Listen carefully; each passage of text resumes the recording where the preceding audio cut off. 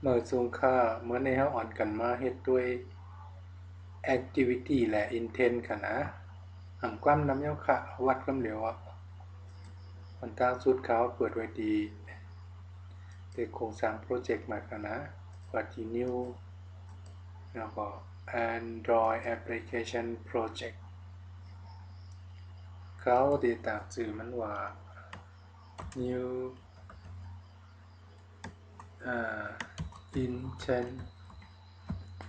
ค่ะนะอันนี้เปลี่ยนเป็นอีกนึงที่ project name package name มันเข้าขาดที่ตามชื่อว่าคำจริง minimum requires SDK เดี่ยมสุดอันที่ได้ลั่นไรเนี่ยก็เอาไว้ที่คิดแคทกันนะ API 19ซึ่งในก็มันต้องกว่าสุกยุ่งย่อมมันค่ะซึ่งในก็เลือกจำซึ่งในครับเช็คเน็กในก็เลือกวันไหนขึ้นเลยสุกชักยังก็บอกว่าตีหัวแยกมันแหละเอาง่ายๆอันนี้เป็นไอคอนตัวใดตรงมือเขารันแอปนะมันได้ออกมาเป็นโลโก้อันเป็นกามันมิกมันนั่นกันนะอันนี้เลือกAndroid เลือกไว้ปั่นแค่พางบนนี้ไว้สักเจ้าว่าเขาเลยเฮ็ดไว้เนี่ยก็เขาอัพเขาเบราว์เอากันนะเบราว์เลือกเอาแค่พางที่เขาเฮ็ดไว้นั่นเพื่อกะข้าวไปเอาค่ะข้าวจู้เอาAndroid SDK เฮ็ดไว้ปั่นนั้นเว้ยสุดมันก่อน next อันนี้เลือกไว้ที่นำแรง activity ค่ะต่างตัวแน่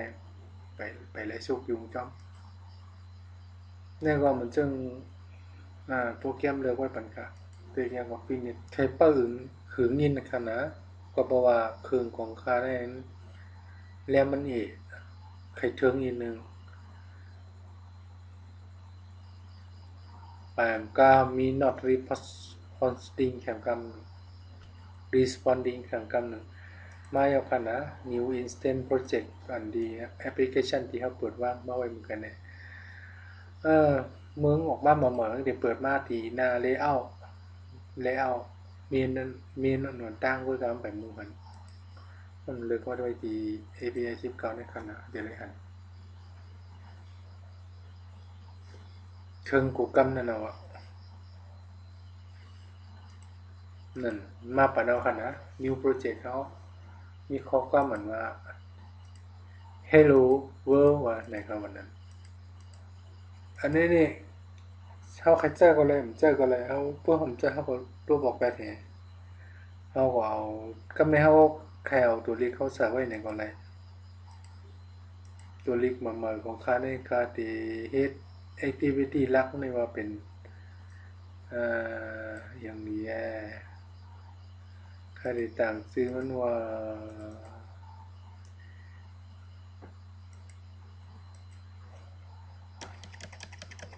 ชื่อว่าไง activity 1นะเขาเขียนโคดที่หันอุ่นซึ่งไหนตัวเลขใครเลขไปที่หนึ่งเขาขาวหรือเซตมันตัวเลขมันเหรอมันอย่าว่าทั้งนี้นึงเอาให้บอกให้30 SP กันนะเซฟตัวแล้วก็ตัวเลยเอาเป็นหือถึงอย่ามั้งอย่าอยู่ครับเข้มก็ไม่นาอ่อนที่เป็นสีหังแง่เบื้องหลังเนี่ยเขาเขามาตีเข้าคาเดตักเสริมเฮ็ดแบ็กกราวด์กันนะเนี่ยเขาพื้นหลังมันเขาเดี๋ยวพื้นหลังแบ็กกราวด์ต่อครับมีโอ้ติดมีแนวเลือกซึ่งไหนก็แหละสีสังลีขาวเขียวสีเหลืองเพื่อกับความขวดกับเปิดนาเว็บไว้เอาเลี้ยงเนี่ยกว่าโคตรกันในก็บอกโคตรกันแหมนั้นก็กับโป้ยั่วๆนะ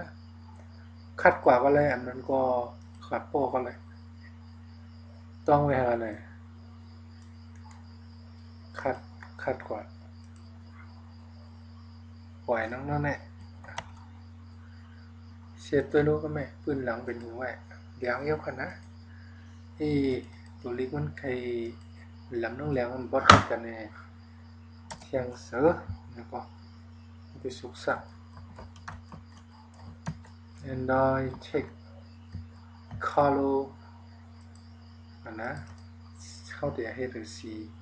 เช็ควิวเขาในเป็นสีขาวเหลืองมือพวกขาวได้มันไหนมีการดีฟอลต์อ่ะกาโคดเนี่ยนะทราบนะว่าแอบปล่อยลงกันนะเชฟด้วยขาวย่ออุ่นหนังเหลียงแล้วก็ไม่กำเนิดมันนึงมีนาแอคทิวิตี้นาเมนนาลักมันอยู่สังเกตว่าเขาคือเหินมีนาสองมีสองนาเนี่ยเกี่ยวนาวันก็ดีกว่านาจูนาสองนั่นกันนะเขาเฮ็ดเลเยอร์แทนอันนึงอันนี้ข่าวคลิกที่โฟลเดอร์เลเยอร์แล้วก็เทคที่นิวมาเลิกลงมาที่ Android XML ไฟล์กันนะเขาได้เฮ็ดนาสองนาเลเยอร์แทนกำนันเนี่ยก็ต่างซื้อมันเป็นเลเยอร์อย่างนี้ activity to เลเยอร์อะไรก็แล้วเลเยอร์บอกว่านามันกันนะนาตา text finish อะไรนาเป่าขึ้นมานาหนึ่งขาวๆไว้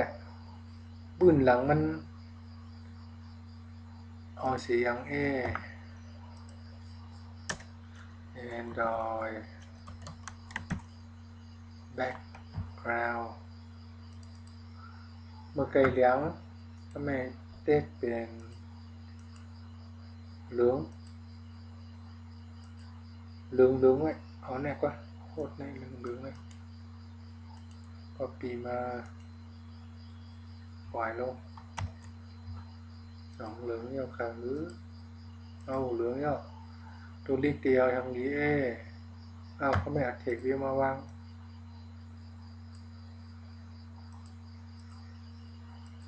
ก็เพราะว่ามันเป็นตั้งนั้นมันเป็นลายเนียเลเยอร์นะมันจะเป็นเลเยอร์ที่เป็นแถวลงบนเส้นทางซึ่งไหนจัดสูลิงอยากค่าได้เอาเลเยอร์ถึงอันนึงเอาrelative layout มาวางเต็มเอาเช็ควิวมาใส่ทางกล้ามหนึ่งไว้กลางไม่แน่นะเช็ควิวมาใส่ลายซื้อตัวเล็กมันตัวเล็กมันว่า activity to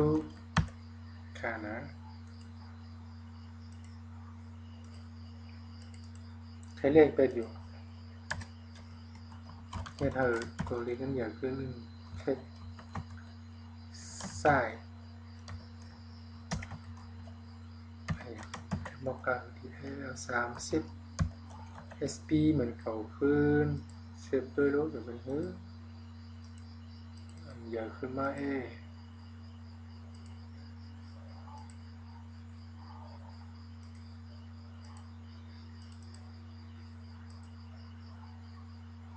ตัวไปตัวผมเลย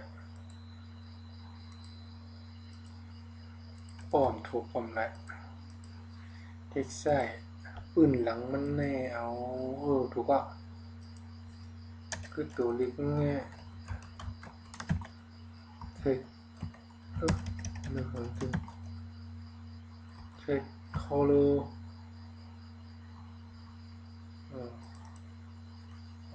มือเทคคอลตัวเล็กในขณะเมื่อไกลนานานานานาแอคทิวิตี้เมนนี่เป็นขาวตัวเล็กขาวปืนแดงก็ไม่ห้าม activity 2ในนาปืนหลังเป็นเหลือง ตัวลีเชียงดีๆเขียวเอาเขียวมาต่างดีกว่าแน่กว่าเขียวสักอยู่จางตัดกันมาอีกนึง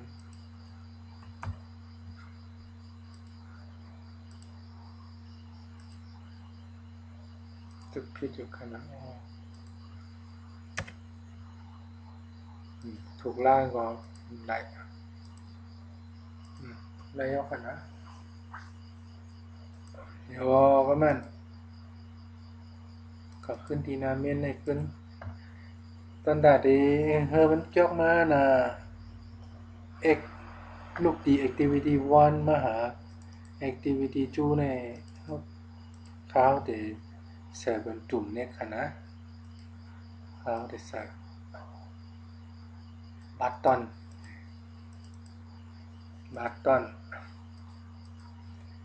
เขาต่างสื่อ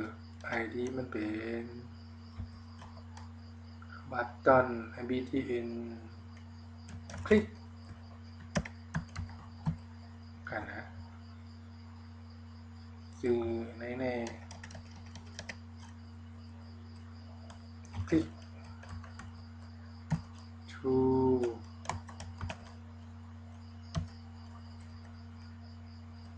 B ช่างถูกคลิกมีนี่ก็แล้วกว่าเจ๊เข้าไหนกว่า